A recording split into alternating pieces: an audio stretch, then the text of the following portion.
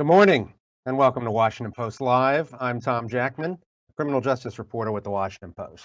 We're speaking today with two mayors in part two of our series about the rise in violent crimes in America.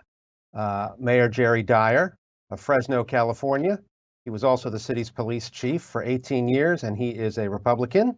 And we have Mayor Steve Benjamin of Columbia, South Carolina, a former president of the U.S. Conference of Mayors. He is a Democrat.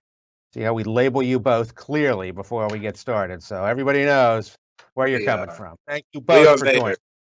We are mayors. That's- There's no party when it comes to mayors. We just got to get the job done. Amen. All right. We'll keep you, we'll hold you to that. And welcome to you viewing us on Washington Post Live. Mayor Dyer, let's start with you. You were a cop for 40 years, 18 of those as chief, as I mentioned. And you might well agree with something that Houston's chief Art Acevedo said last week, which was the problem with rising crime is not policing. So you must have been, as in your years as chief, you must have thought, God, if only I were in charge and I could change all the things that are causing crime. Now you're in charge. So, and you come in nationwide where there's a rise in violent crime, including in Fresno, which had its worst murder rate in 16 years last year. So what's contributing to the rise in Fresno, and what are your strategies for dealing with it? Well, I think, first off, thanks for having this forum. It's unfortunate we're having to do this, but there is a significant increase in violent crime in America. We saw it this weekend in our city where, an innocent street vendor was shot and killed, a homeless person inside of a tent was shot and killed, a person standing at a gas station shot and killed. So it's not only real, it's recent here in Fresno and very personal. Chief Acevedo is absolutely right. It's not just a police issue. It's a systems issue. We rely on the district attorney's office, our California prison systems, our local jails for the accountability piece. So policing in and of itself is important. It's important that we have accurate and timely data so that we can put forth good policing strategies and make sure that we're targeting or focusing on the right individuals to arrest. And but we also need that accountability piece. And I can tell you in California and in Fresno during this last year, during the pandemic, that our California prisons actually stopped receiving inmates into the system, which meant that they had to stay within our local jails here in Fresno. And what that meant was there was overcrowding. And so when a gang member would be arrested with a gang or with a gun, which happened multiple times a day in our city, and booked into jail, they would simply be released that night or the next day, only to go back out and commit a violent crime. And so that is part of the issue, but it is important that we have accurate and timely data, develop good policing strategies, that we have accountability in place from our district attorney, our jails and our prisons, and also that we have community support. I think one of the things that we saw this last year with all of the social unrest in America was that police officers started to feel that they weren't supported.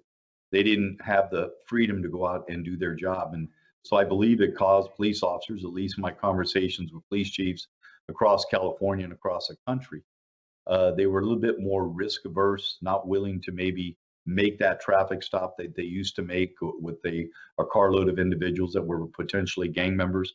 And so I hate to use the word depolicing, but I do believe you saw police officers were much more thoughtful before they engaged in proactive policing. And proactive policing, for the most part, is what leads to reductions in crime in general, specifically violent crime. Well, is this going to be an ongoing problem where depolicing happens, and will this be a sort of a permanent condition that will lead to more crime? Mayor Dyer, what are your thoughts? Will we slowly get back to proactive policing? Where are we going? I think we already are. We're starting to feel, or at least see police officers feel more supported. But every time we have an incident, and those incidents, unfortunately, with the presence of body-worn cameras or iPhones that capture police officers doing stupid things on video, and it goes viral. Every time one of those things happens, it sets law enforcement back in two fronts. One, it It causes the profession in and of itself to have a black eye, to deteriorate. But it also causes a uprising in communities about the need for police reform. And when that happens, oftentimes you see police officers back away from perhaps doing the policing that they know they need to do. So I believe you can do both. You can have police reform, which is needed, but we cannot take our eye off the need to keep our communities safe. So they go hand in hand. Mayor Benjamin, we had an earlier conversation here with about the rise in violent crime with Chuck Wexler of the Police Executive Research Forum, who cited Colombia for seeing a decline in homicides. What led to this drop, and what strategies are Colombia using to make a dent? Well, thank you, and thank you for having me and Mayor Dyer. We've been on more calls lately than I think either one of us cares to be on. We've been zooming nonstop, but it does underscore the fact that America's mayors are on the front line and trying to deal with this challenge across the country. We have, although we've seen a rise in aggravated assaults and murders all across the country. In Colombia, we've 24% decrease in murders, 11% decrease in all-person hits, shootings. And it's come with precision policing. You have to hire good people. We have an excellent police chief and command staff. We give him the tools that he needs to do his job. And we make sure that there's not only transparency, but also accountability at the end of the day.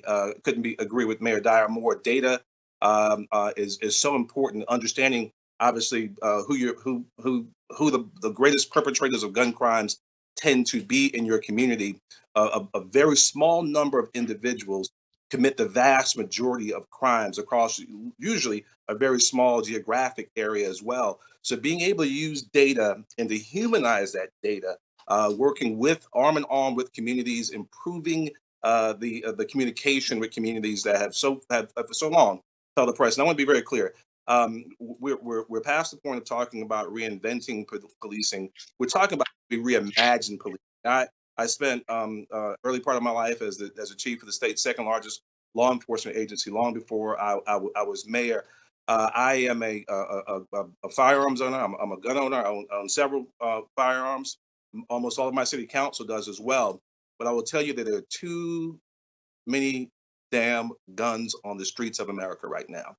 400 million firearms for a population of just north of 330 million people. We've got to do more to make sure that people understand that with the right to bear arms comes responsibilities as well. And we have to have more thoughtful, prudent responses to how we curtail firearms in the hands of people who don't deserve to have them.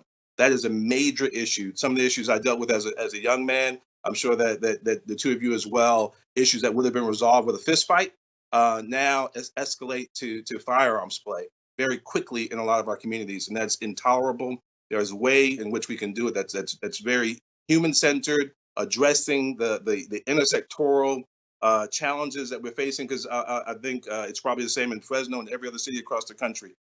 Some of the communities in which we see significant amounts of gunplay are also communities where you have significant challenges with food deserts. You have significant challenges with access to high quality education, access to transportation. These issues are unearthed by the pandemic for many of us. Recognize that the last year has been a wonderful opportunity to have an X-ray of American society, and we show a lot of broken bones, but these bones are connected in a number of different ways, and we have to have thoughtful approaches to try and make sure that everyone has a chance to live a high quality life, regardless of where you live in America. So you mentioned having too many damn guns, which was a line you used in a press conference in 2019. And so then you got federal funding for a new crime gun unit. Has that had any impact yet? And did gun purchases go up in Colombia last year, if you know? Between our new crime gun unit, obviously active access denied, and also aggressive use of ShotSpotter, we've been able to take over the last year usually about 1,000 guns off the street, which is 2 times what we were taking off the streets just a few years ago. Now we've been very focused on trying to do what we can to improve the quality of life of our citizens. The vast majority, 95+ maybe 99% of people who live in these neighborhoods that are most affected by gun crime, hardworking strivers working to make sure that their kids have a better life than they have. But no, that all the technology, and that's the greatest challenge that we face right now is that so many of us are still somewhat suspicious of technology. We've got to be able to use data in a very thoughtful way to help us create great intelligence, and then use that in policy making. And we've used that in Colombia, not just with the Crime Gun Intelligence Center and using NIBIN and ShotSpotter, but also pushing on the leaders have to be able to and willing to push new policy. We were the first city in the country after Las Vegas to ban the attachment of bump stocks to firearms in our city. We've been in the last few years, although the law is old, we've been passing gun-free school zones. We've worked to ban ghost guns in Colombia. I'm currently being sued by our attorney general here in South Carolina because we're being very active in making sure again that with the right to bear arms comes responsibilities. Because if you're not active, then those guns wind up out into the streets of your community in the hands of people who don't need them, and they will cause problems across the city.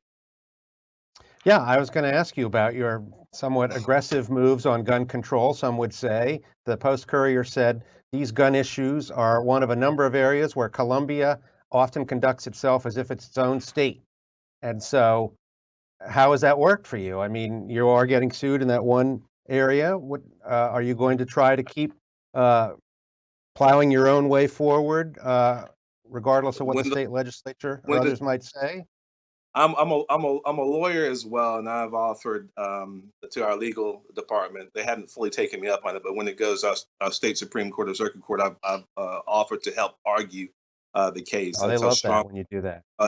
How strongly, yeah, exactly. That's how strongly I feel about it. We've also, of course, have a red flag law as well, which just makes sense. I mean, if someone has a history of abusing their partner or significant under significant mental duress for a period of time, emotional duress, we ought to be more thoughtful as a society. This is the greatest and most powerful nation in the history of the world.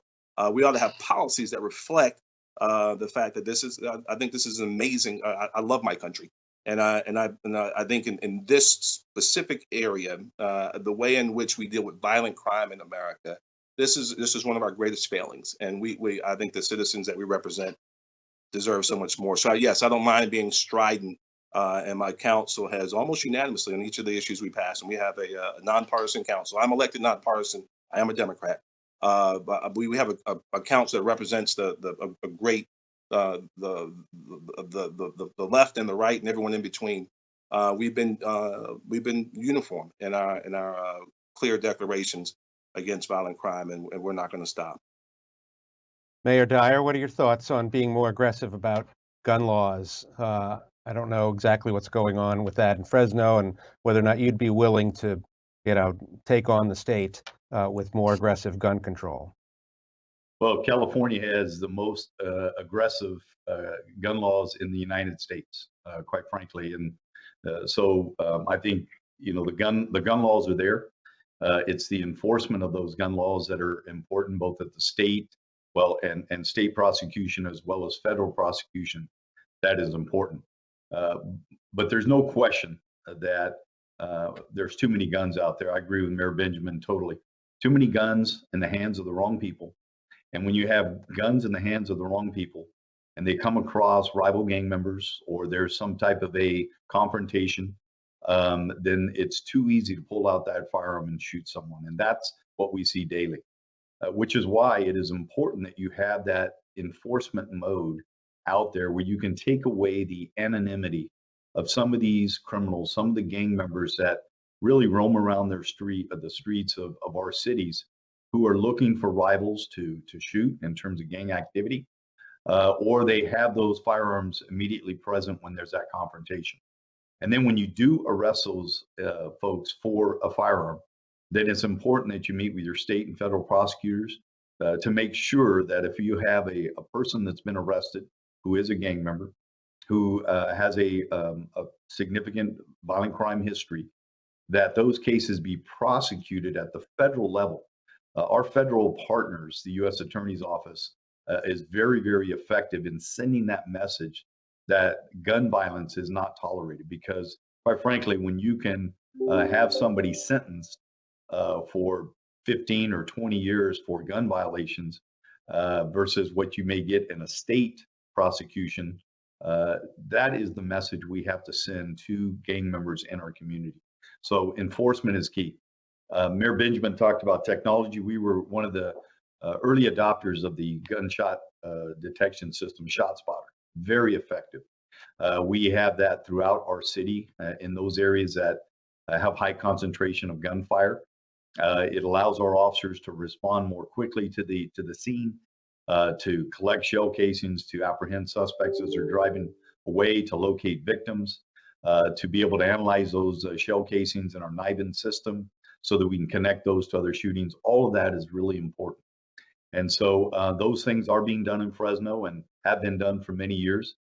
I'll tell you what's difficult as a mayor, what's frustrating, is that when I left as the police chief of Fresno, we had about a 25-year low in violent crime, shootings, homicides, and other types of violent crimes like robbery. And in a short period of time, to see that over the last 18 months change its course, and to see that upward trend in violent crime is disturbing. So I can tell you we have a new police chief in Fresno that is getting his hands around it.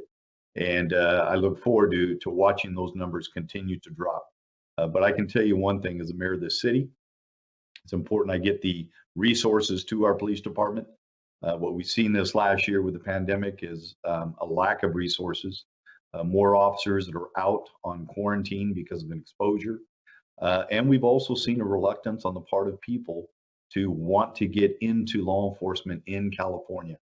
And so we're carrying an abnormal level of vacancies in our city that we have to address. And again, that comes from us as a community, us as elected officials, supporting our police officers out there on the front lines so that they can do their job. Well, let me ask you this. So, Mayor Dyer, you've been mayor for 2 months, but you had 10 months to think about it. You were elected last March. What, if anything, has surprised you about the job? You must have had all these years where you were thinking as chief, if only I were the mayor, I could do this, I could do that. So what has surprised you? Have there been things you wanted to do that haven't turned out to be that easy?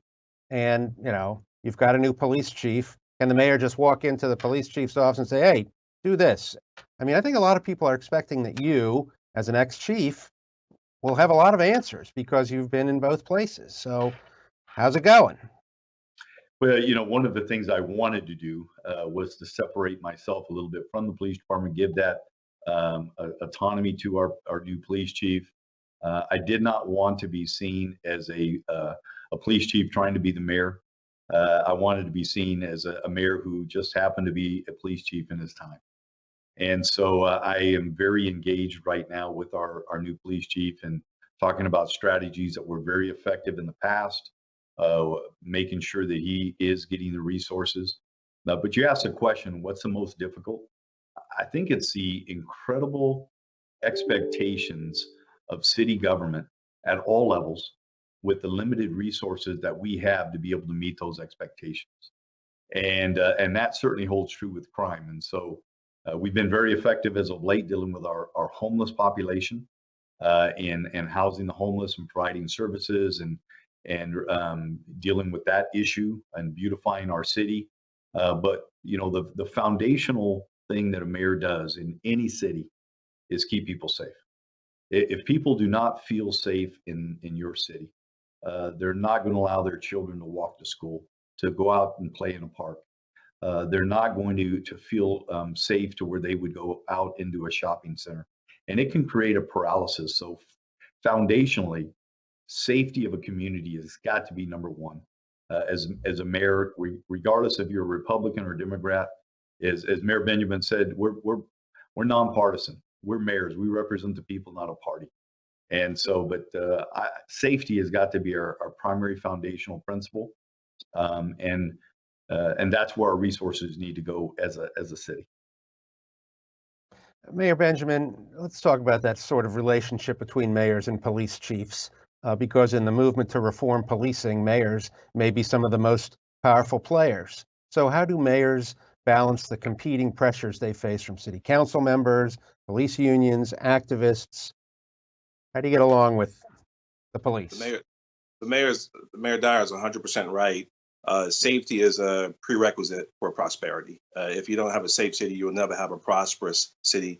He's also 100% right that when there's gunfire or an explosion or a major event happening while everyone else is running in one direction, men and women in uniform are running straight towards the danger. And that's something that I think we've lost because of a few bad apples and some systemic issues. But a few bad apples, I think we've lost the sight of that, that these are men and women who sworn to serve and protect, who work aggressively every single day.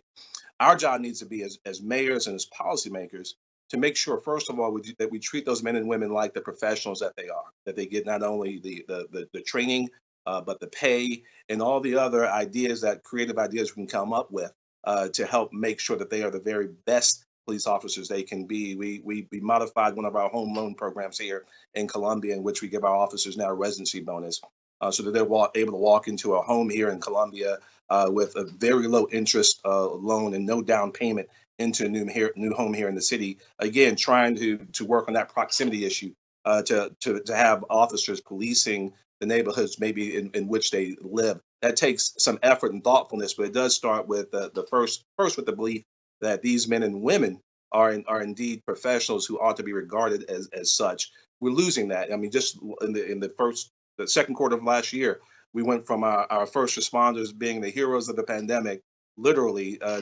going from goats, the greatest of all time, to goats very quickly. And we've got to work to make sure that we rebuild that sense of trust and belief in our law enforcement system, or else we won't have the prosperous cities that we had pre-pandemic. I'm excited about the resources flowing to cities through the American Rescue Plan. We've got to make sure that actually hits the streets and make sure, including improving law enforcement services and the very different great ideas we're seeing pop up all across the country as to how, again, we can recognize the fact that crime and violent crime is a community issue. It's not a law enforcement issue. If you dial 911, it's too late. We've got to make sure we're investing on the front end to make sure that you never have to dial 911 because the police are responding to your call.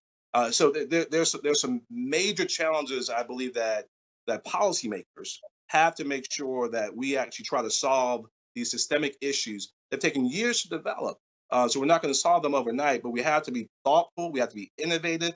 We have to be iterative, knowing that everything is not going to work the first time around. But we also have to make sure that we're very inclusive and that we're listening twice as much as we're talking. And that's as my grandmother might say, God gave you two ears and one mouth for a reason. You're supposed to listen twice as much as you talk. Listen to communities. If you listen to them, it's amazing what that grandma on the porch can tell you, not only about crime in that community, but about ways in which you might be able to successfully address those issues. But that's what policymakers should do. We don't need helicopter. Under the mayor does a helicopter, former chief. I don't want chief cop. We have an amazing police chief. We need to make sure that he and his team, that they have the resources to do their job, that we trust them, that we hold them accountable, but also that we celebrate them because they have probably the very toughest job in a community.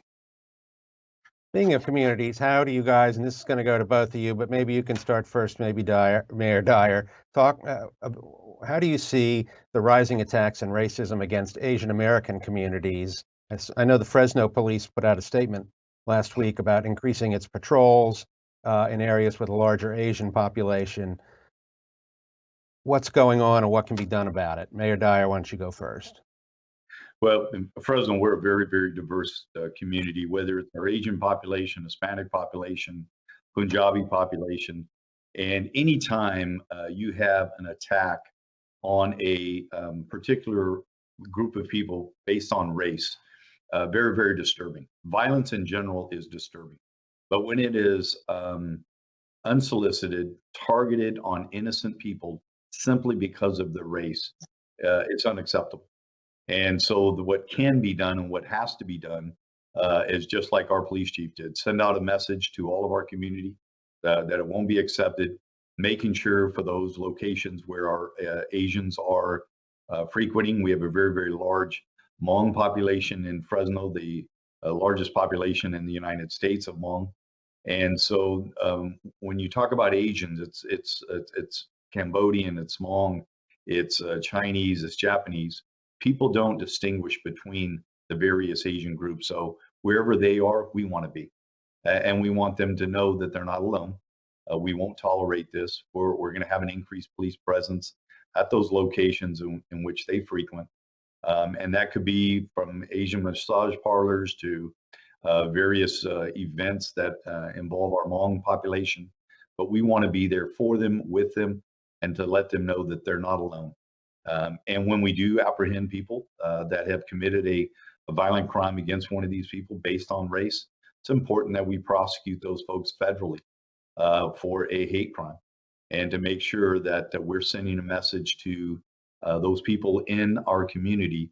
Not only will it not be tolerated, but there's severe consequences for perpetrating a hate crime. Mayor Benjamin, got anything to add to that? Absolutely. No, thank you so much for the question. And I think it's so important that our Asian American community understands that we stand with you at this incredible moment in time. We've seen hate crimes increase significantly. Asian American hate crimes, anti-Semitic crimes also peaking over the last few years. And it's not who we are. I mean, we're in the heart of the American South, but we are a cosmopolitan microcosm of American society. We have citizens now from almost every one of the 194 sovereign nations of the world, speak 90 different languages here. We are an amazing melting pot of what America is supposed to represent. An assault against any one of us is assault against every one of us. And we've got to make sure that, as Mayor Dyer said just now and also previously, that when people commit these crimes, we must hold them accountable. We passed a hate crimes ordinance here in Columbia just 2 years ago, and we're pushing now one through the state legislature. So we'll finally have a hate crimes law at the state level. But in lieu of that, we need to prosecute these crimes federally. In the meantime, as well, we've got to stand with our Asian American citizens and everyone who might deal with the blunt of racism or anti-Semitism or other type of hatred. It's who we are, and I think, and who we aspire to be. We've got time for one last question, and I wanted to ask both of you this. So you may have heard that a new president was elected recently. Do you have, and Mayor Dyer, you mentioned, use of federal prosecution. What hopes do you have of how the Biden administration might be able to affect policing and enforcement and crime going forward? How can they do it at that level when you guys are down here on the ground actually dealing with it? Well, I think it starts with making sure that we do have the resources and the support here at the local level. The mayors are the ones closest to the people. And this American Rescue Plan is a really good start because I can tell you, absent those dollars coming to us locally, it would have been a very, very difficult budget to be able to manage this coming year. In fact, we'd have been facing a significant deficit. And so those dollars are going to help us to make sure that we have the resources in place throughout city government, but specifically in the police department, to make sure that our officers are equipped and that they are able to go out and do their job. So that American Rescue Plan, as Mayor Benjamin talked about, is vital for us at the local level, which is why I went out publicly and supported it. And quite honestly, there was a lot of criticism from the Republican Party about me doing that. But I felt it was important to the people in our community from a number of fronts, but public safety being one of them. And the other thing is to make sure that we're able to take advantage of the resources that the federal government has, whether that's the FBI, ATF, the U.S. Attorney's Office, all of those organizations we work with, I've worked with over the years, partnered with them. When you can join forces in local law enforcement, state law enforcement, and federal law enforcement resources, and then have state and federal prosecution, you can really have an impact on violent crime in your community. So it's important that the president, and I know he recognizes that. We worked with him when I was vice president of Major City Chiefs organization. we worked with Vice President Biden at that time. So I know he gets it, and he's going to be the one to support us here at the local level. Mayor Benjamin? I know we're time, so I'll say this. I agree with everything Mayor Dyer just had to say. It comes down to partnership. The reality is that every city, while we have some similarities, we can also be very different. So having the latitude and resources to address our problems in a very precise way, the resources coming through the American Rescue Plan, I will tell you, I'm excited about the leadership of Judge Garland at the Justice Department, and I think we're going to find the partnerships that help see some of our tax dollars that we send to Washington every April 15th be repatriated back to our cities so that we can actually continue to do the work that the mayor and our council chiefs and law enforcement officers need to do. I'm very optimistic about the leadership of the Biden-Harris administration. Very optimistic. Well, unfortunately, that's all the time we have today. Thank you, Mayor Jerry Dyer and Mayor Steve Benjamin, for speaking with me. There was an alarming lack of conflict between the two of you, but we'll work on that for next time. And thank you for joining us. Tomorrow at 10 a.m., join Washington Post Live for a discussion with Water.org founder Gary White and co-founder Matt Damon, some actor guy, about water and climate conservation. I'm Tom Jackman, and thank you for watching Washington Post Live.